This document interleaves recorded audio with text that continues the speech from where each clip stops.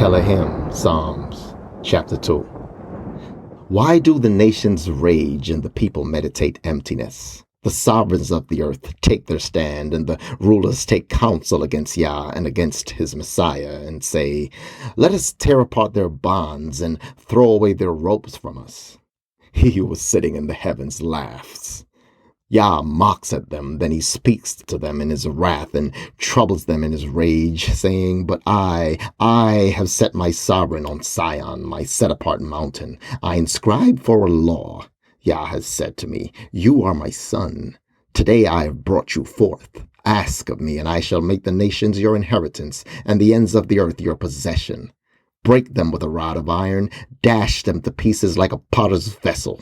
And now be wise, O sovereigns. Be instructed, you rulers of the earth. Serve Yah with fear and rejoice with trembling. Kiss the chosen, lest he be enraged, and you perish in your way. For soon his wrath is to be kindled.